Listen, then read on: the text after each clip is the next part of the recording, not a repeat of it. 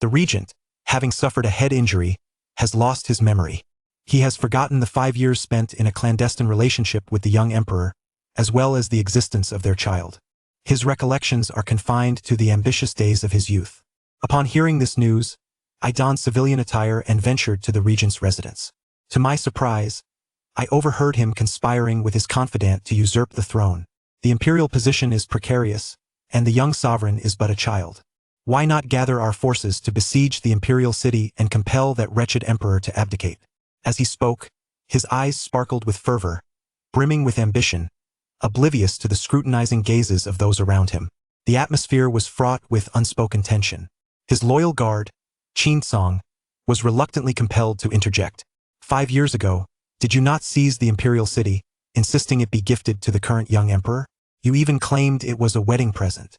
We have advised you numerous times, yet you remained steadfast in your resolve, eagerly elevating him to power. Now that a child has been born, why entertain thoughts of rebellion?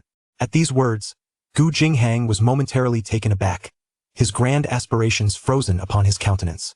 Once before, who is he? Why should I bestow the city I conquered upon him? Is it truly a wedding gift? What nonsense is this? Am I secretly enamored with the emperor? Impossible. I would never relinquish the power I have gained for the sake of a woman. Gu Jinghang, having studied literature at 3 and martial arts at 4, has always yearned to take charge of his own destiny. Disillusioned by the corruption and incompetence of the court, he has long aspired to overthrow the existing regime and assume the mantle of authority himself. How could he ever accept the notion of surrendering his fate to another? You do not harbor secret affections for the empress. Qin Song hesitated, finding it increasingly difficult to voice his thoughts. Yet, Gu Jinghang's expression improved significantly, not due to any feelings of affection. You are openly enamored with the young emperor. Indeed, a secret admiration.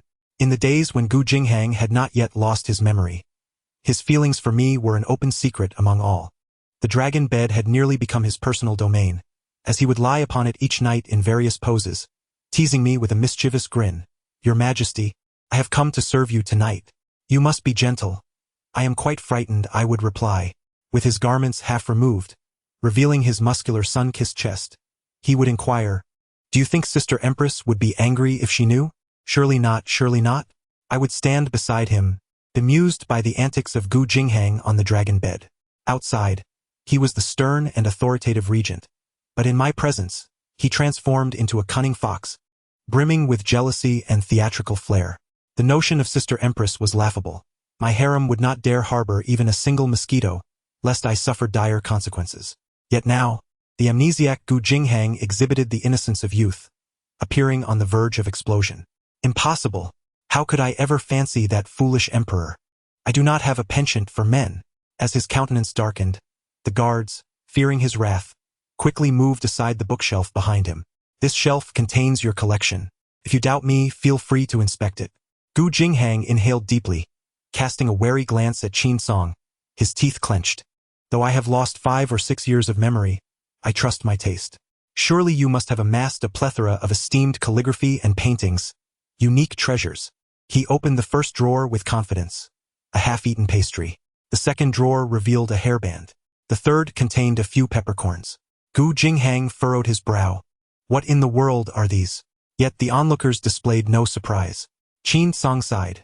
He had been by the regent's side the longest, having known him since childhood and trained together in martial arts. It was evident that Gu Jinghang was flustered. Do not regard them with disdain, he advised. You claimed they were tokens of your love. By the way, I suggest you refrain from calling him that foolish emperor. Typically, you are the one who eagerly submits to him. Gu Jinghang immediately retorted. I would never have feelings for a man, much less be subservient. Qin Song, are you deliberately spouting nonsense, relying on our childhood bond? The regent's aura intensified, prompting Qin Song to temper his demeanor. However, he persisted in advising Gu Jinghang. If you cannot recall your affection for him, do you remember the young prince? He is your child. In response, Gu Jinghang drew his sword with a swift motion. His eyes narrowed as he rested the blade upon Qin Song's shoulder. Do you truly believe I would not strike you down? The mere sight of the unsheathed sword silenced the room, even compelling Qin Song to surrender, raising his hands in defeat. Very well, I shall cease my remarks. I only hope that when your memories return, you do not regret it. Gu Jingheng scoffed. Enough with the idle chatter. Due to his menacing display of strength, the others abandoned their attempts to mediate and instead focused on strategizing their assault on the imperial city, intending to use my head as a banner. Their discussions grew fervent, often leading to quarrels. Thus, Gu Jingheng found satisfaction. What is the point of being regent? If I am to rule, I shall be emperor. I stood outside the door, listening to the entire exchange, feeling a chill run down my spine. Fortunately, after years of being emperor, I was not unprepared. If war was what he desired, then war it would be. It had been he who retreated a step, elevating me to the throne, and thus, I had always yielded to him, even going so far as to consume the elixir of life to bear him a child. This time, he need not grant me anything. I would defend my throne and no longer owe him. The thought of him calling me that foolish emperor infuriated me. Very well, let him continue to call me that. Love may be forsaken, but power must remain in my grasp. I cast a cold glance at the fervent rebels before me and turned to leave. However, a loud crash shattered the night stillness. Upon turning back, I saw the eunuch who had been trailing me kneeling in terror at my feet after colliding with a flower bed. Bring the outsiders inside, commanded Gu Jingheng, his voice cold and stern, penetrating through the window. Since my presence had already been revealed, I made no effort to conceal myself, gracefully entering the room. As I surveyed the scene, my loyal confidants appeared somewhat awkward upon recognizing me. They were aware of the bond one shared with Gu Jingheng and the madness he had once exhibited for my sake. Despite his fierce and domineering nature, even Gu Jingheng, at such a young age, wielded significant power. It seemed as if he had coerced me into bearing his child. In truth, he had always lacked security, treading carefully in fear that I might abandon him. Even in jealousy and anger, his excess energy was only ever spent within the confines of the palace, nearly destroying the dragon bed while repeatedly whispering in my ear, "Brother, do you love me? Will you love me forever? You have not uttered the words 'I love you' all day. Sometimes I truly believe you are merely enamored with my sturdy physique and do not love me at all." His eyes sparkled with hope and anxiety as he posed these questions, dreading a negative response and preemptively critiquing himself, awaiting my rebuttal. On one occasion, when I was utterly exhausted and barely conscious, he misconstrued my fatigue as hesitation, tears springing forth as he felt unjustly wronged. "Have you stopped caring for me as you once did?" He was insatiably clingy, as if all his emotions were under my control. But now, the gaze he directed towards me was cold and lethal. However, upon recognizing my visage, his ears flushed crimson. "Who are you?" Qin Song stepped forward, about to speak, but Gu Jingheng abruptly shoved him aside, his eyes bright with excitement as he fixed his gaze on me. "Are you the new strategist? Do you have a family? Is there someone you hold dear? Could you accept a partner who is a man?" The confidants were left speechless. Qin Song muttered, "What on earth? Just moments ago, you were ready to strike me down, and now you doubt your own inclinations towards men?" Yet he received a fierce glare from Gu Jingheng. "Mind your own business." I was taken aback. The previously tense atmosphere dissipated, and I could not help but chuckle at Gu Jingheng's inquiries. I had genuinely forgotten how much he resembled the spirited youth from my memories. Confident, proud, with those strikingly beautiful peach blossom eyes that dazzled the beholder. Just like the first time we met, he flushed upon seeing me, embodying the naivety of love, in stark contrast to the later incarnation of the regent who shamelessly pursued me, begging for affection. "I am already taken with a delightful child," I stated, maintaining unwavering eye contact with Gu Jingheng. However, I noticed his lovely eyes dimming, his entire demeanor exuding disappointment. "Your wife must be a remarkable person," he remarked, a hint of envy lacing his tone. "You are indeed fortunate." As he spoke, I could not fathom why he felt a pang of sadness over a stranger's marital status, bewildered by how his emotions were so easily swayed by someone he had just met. Indeed, he loves me dearly, yet here I was, constantly scheming and plotting for power. I smiled, choosing not to dwell on the comically oblivious expression he wore as he remained lost in thought. It appeared that Gu Jingheng was not feigning amnesia as a ruse for rebellion. He had genuinely sustained a head injury. Uncertain, I scrutinized him further. The imperial authority had been hard-won, costing me everything. I could not afford to make any hasty decisions regarding anything that posed a threat. Therefore, I strode purposefully towards the table. As I approached, Gu Jingheng's trusted subordinates instinctively parted to reveal the meticulously laid map on the table. which even detailed the secret passages within the imperial city. I raised my gaze to meet Gu Jingheng's eyes, smiling as I quipped, "Are you preparing to ambush the so-called dog emperor in the hidden corridors, fearing he might escape?" Upon broaching the serious matter, Gu Jingheng forced himself to regain his composure. Meanwhile, I settled down, resting my chin on my hand, listening intently, my gaze growing increasingly somber. Yet, Gu Jingheng remained oblivious to the unusual silence enveloping us. Noticing my interest, he spoke animatedly, occasionally letting out a derisive snort. "All those Chus are nothing but tyrants," he continued. "The old ones are greedy and lecherous, while the young ones are arrogant and overbearing. Not a single decent one among them. It's no wonder people have long contemplated rebellion." Gu Jingheng, mistaking my attentiveness for agreement, nodded in satisfaction, entirely unaware of the signals being exchanged among his subordinates, especially Qin Song, whose frantic gestures suggested a silent warning. "Look here. There are several routes in the secret passages leading to the military camp," he pointed out. "Do you know what this is for? What purpose does it serve?" I feigned curiosity. Gu Jingheng elaborated. "These routes were intentionally left by the craftsmen, meant to relay messages to the Gu family army. Compared to the hypocritical royals, the common folk are far more inclined to trust my family." Qin Song stood there, speechless. The strategist's identity had not even been confirmed, and here was Gu Jingheng, openly discussing such matters in front of the young emperor. How could he be so naive? I nodded along, my gaze complex as it lingered on Gu Jingheng. A youthful prodigy, revered yet formidable, how could I not harbor suspicions? If he were not one of my own, what emperor could sleep soundly with such a minister? However, what he spoke of had already been revealed to me during those tumultuous 5 years. When chaos first erupted in the imperial city, Gu Jingheng had snuck me out of the palace through the secret passages under the cover of night, knowing full well that I was the prince of the cold palace. Once conflict arose, few would care for my life except him. I had awoken groggy to find him clad in military armor, an unprecedented seriousness etched upon his face. Upon realizing I was awake, he leaned down to place a gentle kiss upon my forehead. "Brother, if I perish in this war." His voice was strained, filled with unspoken sentiments that ultimately crystallized into a singular command. "You must not forget me." Recalling Gu Jingheng's fervent confession, I found myself momentarily lost in thought. He had treated me with unparalleled kindness, caring for me despite being 3 years my junior, allowing me to ascend as emperor even after he had seized the imperial city, all out of fear that I might feel insecure, that someone would mock my status as a prince of a fallen dynasty. Thus, he willingly took on the role of a subordinate, supporting me. Yet initially, I had no affection for men, viewing him merely as a means to an end. However, ever since our encounter at the palace banquet, Gu Jingheng had persistently sought me out, akin to a devoted pet lion, fervently and sweetly calling me brother, devoid of the arrogance that others had attributed to him. I had thought it mere rumor until witnessing him subdue other princes for deriding me as an unworthy bastard.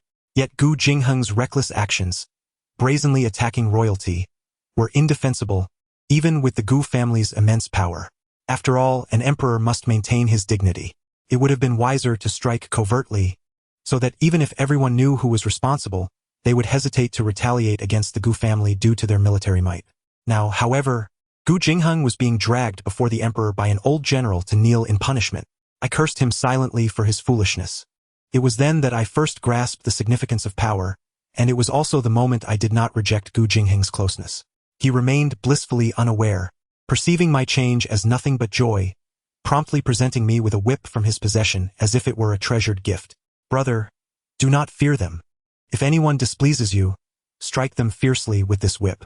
No matter who it is, I will bear the consequences for you." His youthful eyes sparkled with clarity, his expression earnest as if making a solemn vow. He truly followed through on his words. Regardless of the individual or the reason, anyone bearing the marks of my whip would have to answer to him.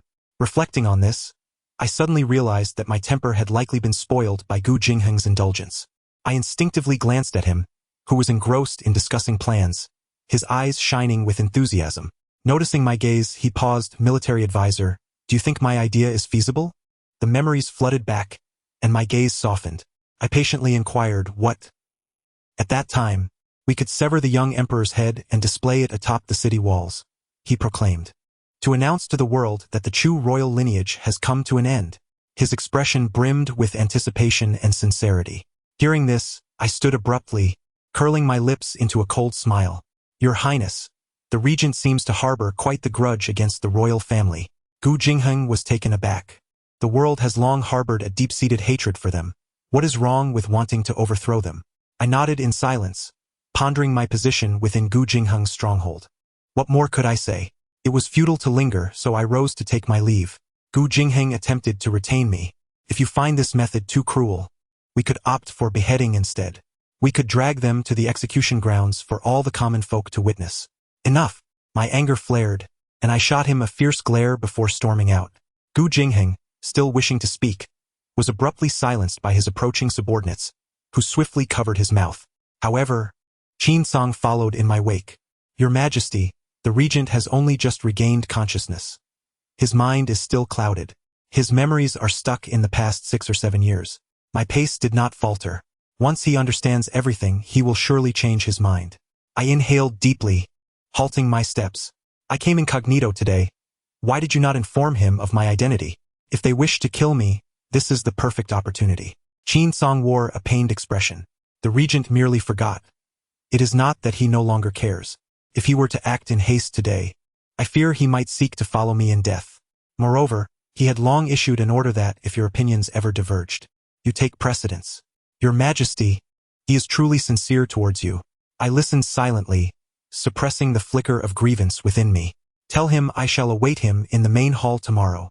Let him employ whatever stratagems he wishes. Even though I believed in his love, I must still prepare for the worst. The following day, I sat in a high position, bracing myself. Outside the hall stood the solemn imperial guard, while hidden in the shadows were concealed assassins. Yet, as the morning court approached its midpoint, the regent had yet to make an appearance. I twirled the jade ring in my hand, a cold smile gracing my lips. Gu Jingheng, was he attempting to exert his dominance over me? No matter, I was fully prepared to confront him. As the sun rose high in the sky and the court session neared its conclusion, Gu Jingheng finally sauntered in. I have matters to report. His voice was brash, exuding an air of arrogance that matched his demeanor. Striding forward, he surveyed the court officials with a disdainful gaze. A bunch of sycophantic bootlickers. His words left the assembly bewildered.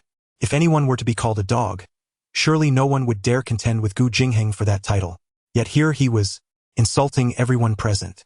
However, the audacious Gu Jingheng paid no mind to the odd glances he received, his attention shifting upwards to meet my gaze, whereupon he froze. His earlobes gradually flushed with a rosy hue, and even his breaths grew shallow. Suddenly, he found himself believing the words that Qin Song had repeated 1,000 times. You are not merely the regent, you are also the father of the young prince. At that moment, Gu Jingheng had been utterly unconvinced. Now, however, he would fervently wish for it to be true. He removed his official cap, his expression solemn. If I am not granted a title, then I shall renounce my position as regent. I raised an eyebrow. What will you do? To my surprise, Gu Jingheng's voice rang out with conviction. I wish to be the emperor's consort. Seated above him, I found my expression difficult to articulate. Such a grand display, coupled with his deliberate tardiness to the morning court and the donning of the 5-clawed golden-patterned dragon robe, exuded a rebellious spirit, as if he were proclaiming his intention to revolt. Yet, was it merely a plea for recognition? The expressions of those present in the court varied, yet none dared to laugh aloud. I cast a puzzled glance at Qin Song, who had been closely shadowing Gu Jingheng. For some reason, he appeared considerably haggard after just a night apart, with blisters forming at the corners of his mouth. He shot a mix of annoyance and amusement at Gu Jingheng. I frowned as I observed Gu Jingheng, his gaze sparkling and his earlobes aflame after his declaration. These personal matters can be discussed later. If there is nothing further, let us adjourn this morning court. I had anticipated that he would, as before, acquiesce with a willingness to negotiate. Yet, to my astonishment, the impetuousness of youth proved to be lacking in patience. He interpreted my words as a refusal and suddenly threw himself onto the ground, disregarding the dignified image of the regent who wielded military power and the decorum of the occasion, as well as the existence of his 3-year-old child. No, Qin Song has said otherwise. I've been with you since I was 18, yet you have never granted me a title. You have kept me dangling, treating me like a mere plaything. I have served you for 6 years. 6 years. How many men can boast of such a tenure? And yet you still deny me a title. Chu Yunji, you have abandoned your husband and child. If I am not given a title, I shall refuse to leave. Gu Jingheng's booming voice was enough to give me a headache. Once everyone had departed, and only he and I remained, I descended from the platform and approached him slowly. As I leaned down to grasp his chin, my hair brushed against his face. Gu Jingheng froze, instinctively nuzzling my palm. Upon realizing what he had done, his face turned crimson. He blinked his long eyelashes, his gaze averted, too bashful to meet my eyes. Yet he stubbornly insisted, this tactic does not work on me. Regardless, you must grant me a title today. If not, I shall linger in the palace and refuse to depart. After all, Qin Song and the others have said that I used to reside here. I fixed him with a steady gaze, inquiring earnestly, did you not call me a dog emperor? What is this? Now you seek a title and have abandoned thoughts of rebellion? Gu Jingheng's face flushed, his expression growing fervent. I mistook the timing. Moreover, what Qin Song has said is so outlandish that I could hardly believe it. I thought he had been bribed by you. I raised an eyebrow, and now you believe? Yet, he lowered his brows, mumbling shyly. I was originally a straight man. You must take responsibility for me. Furthermore, whether one of us becomes emperor or not, it will ultimately be for our son, so how could I possibly rebel? When he uttered the word son, his ears turned red, and his speech faltered, clearly still unaccustomed to it. If our 3-year-old prince were present, he would undoubtedly be heartbroken. However, the thought of the little emperor's serious demeanor struck me as amusing. As long as Father Emperor is present, Father will always ignore me. I have grown accustomed to it. He sighed, furrowing his little brows. This small creature seemed burdened with worries beyond his years. Speak up, will you grant me a title? His eyes glistened with unshed tears, his lashes seemingly heavy with moisture, as if he would cry at the slightest refusal. Yet, for the first time as he pouted, I did not offer comfort but instead asked with utmost seriousness. The harem must not interfere in politics. If you wish to be the emperor's consort, you must relinquish your military power. Gu Jingheng stared at me in shock. I sighed inwardly. Indeed, no man would willingly part with power once it was attained. Even Gu Jingheng was no exception. In truth, we had discussed this matter before his amnesia, during our tender moments before his departure to war. When he held me close, he suddenly said, I am willing. Instantly, those around us trembled with excitement, their voices filled with astonishment. Really, you are willing to acknowledge me? I have always felt uneasy. Although we are married, those old scholars in the court constantly attempt to place others in your harem. It infuriates me. A few years ago, they argued about needing an heir, and now we have one. What do they mean by this? If it weren't for the fear of your name being maligned in history, I would truly wish to eradicate them all. Listening to his grievances, I finally opened my eyes. If you truly wish to be the emperor's consort, you must relinquish your military power. At that time, he fell into a prolonged silence. However, later I overheard his conversation with the guards. Your Highness, are you truly going to relinquish military power? Have you forgotten the remnants of the Chu state? Noticing the sudden sharpness in Gu Jingheng's gaze, the guard hastily changed his address. The other members of the Chu royal family have all perished at your hands. Does he not hold any grudges? Moreover, it is said that he does not favor men. He only seeks to utilize you. The moment those words were spoken, silence enveloped the room. Gu Jingheng's aura grew increasingly oppressive, his eyes coldly fixed on the speaker as though he were staring at a corpse. Have you not noticed? For the past 2 years, the young emperor has been replacing the court's old blood. Not a single one of the newly promoted officials belongs to our faction. Gu Jingheng narrowed his eyes, his voice icy. Oh, I am a royalist. What faction do you belong to? The man was momentarily taken aback, while Qin Song attempted to salvage the situation. What nonsense are you spouting? If the emperor did not love his highness, how could he have fathered his child? That child was born of the emperor himself. He would not do so without true affection. Even Gu Jingheng's previously furrowed brows began to soften, a slight smile gracing his lips. Yet, the man dismissed Qin Song as an obstacle, shoving him aside as he continued his foolishness. If you persist in your obstinacy and truly relinquish it, he will likely seek revenge on us next. However, Gu Jingheng remained undeterred. He scoffed. I do not need someone like you by my side. With a wave of his hand, guards seized the man and led him away. As the esteemed scion of the Gu family, who had grown up in luxury and privilege, Gu Jingheng had now become the powerful regent. Aside from the grievances he had endured from me, he had never been subjected to such disrespect.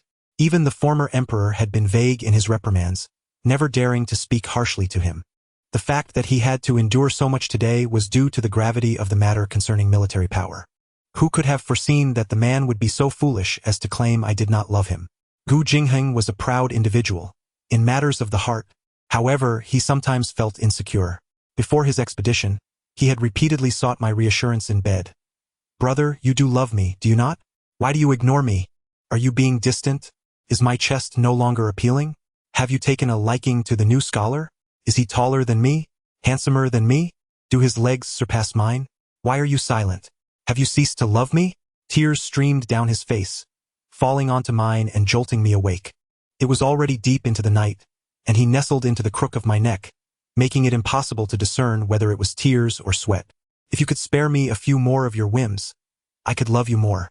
I, feeling overheated, pushed him away slightly, oblivious to the fact that Gu Jingcheng was not merely being his usual coy self.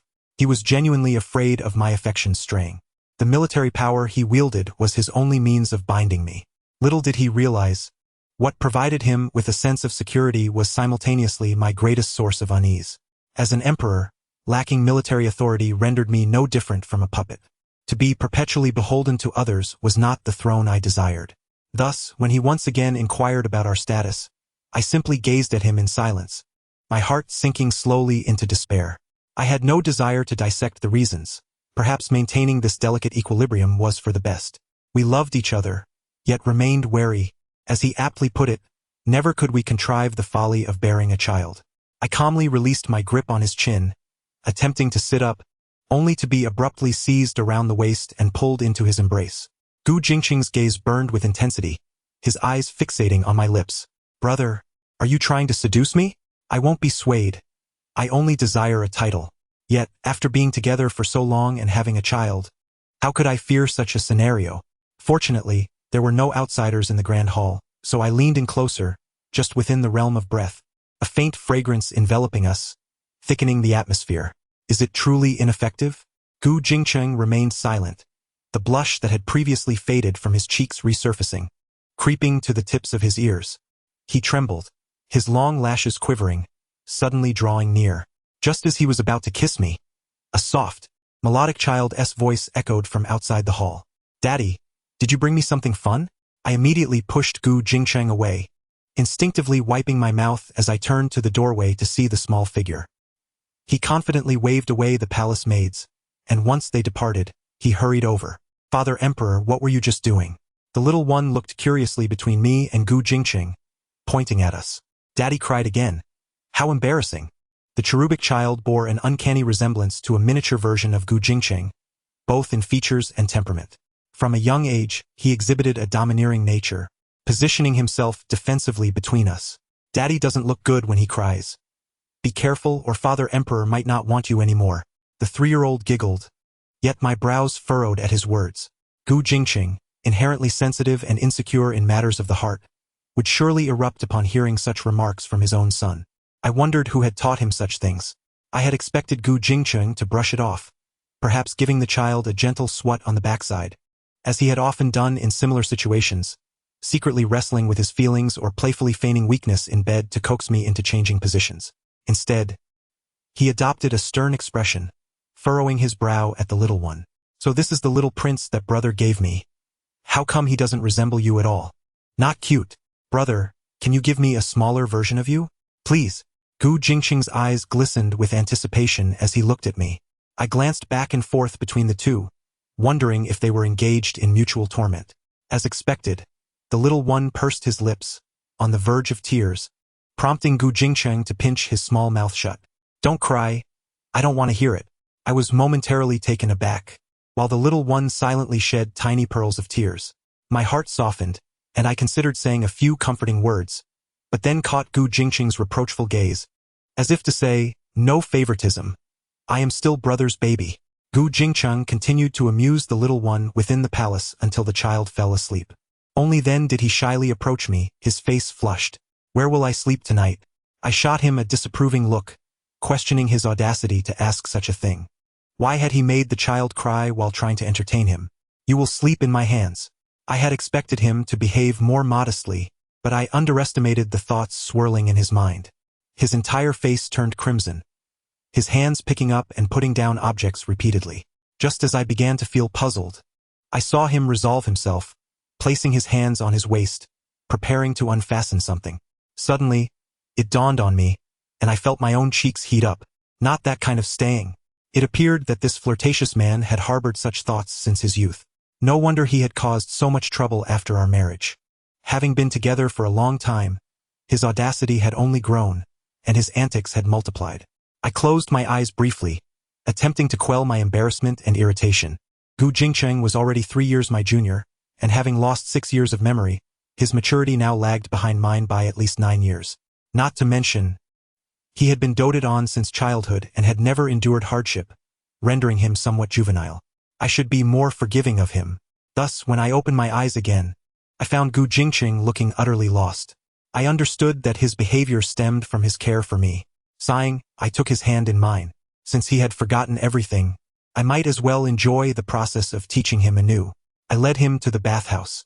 Unlike the flirtatious Gu Jingcheng of adulthood, the current version of him reacted with youthful naivety to every action. His beautiful eyes looked at me helplessly as I unfastened his garments one by one, allowing them to fall gently by the edge of the bath. Gu Jingcheng's breath quickened as he shifted his gaze from my face to his own. With each article of clothing removed, his excitement grew, until he stood there completely bare. He reached out to unbutton my clothes, but I dodged him. On such a hot day, how can we not bathe? I've already bathed, you can wash yourself slowly. With that, I turned to step away from the bath's edge, only to catch sight of Gu Jingcheng's unmistakable expression of disappointment. I smiled softly and planted a kiss on his lips before turning to leave. As I drifted into a drowsy slumber, I suddenly felt someone climbing into bed. I was immediately startled awake. Who had such audacity, not fearing being turned into minced meat by Gu Jingcheng? Yet, upon sensing that familiar scent, my anxiety dissipated. Instinctively, I shifted back, finding a comfortable position in his embrace and fell back to sleep, entirely unaware of the rigid figure behind me, who had climbed up multiple times to wash himself with cold water. The next morning, still half asleep, I suddenly felt my head resting on something hard. Reaching out, I grasped a palm-sized tiger talisman, glinting coldly in the morning light. Gu Jingcheng's clear voice rang out beside me. The military power you desired.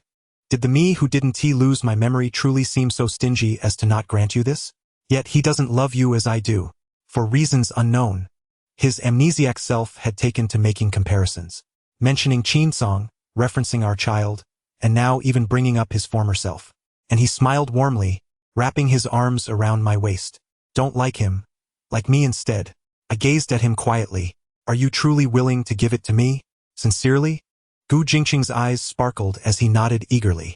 As long as you want it and I possess it, it is yours wholeheartedly. Observing his earnest expression, my emotions became tangled. Was it truly appropriate to accept such fervent affection? I have no interest in playing the binding game. The previous me was just too insecure. What do I have to feel insecure about? I am young, vigorous, and possess a magnificent physique. If you would just open your eyes and look at me, I refuse to believe you wouldn't be moved.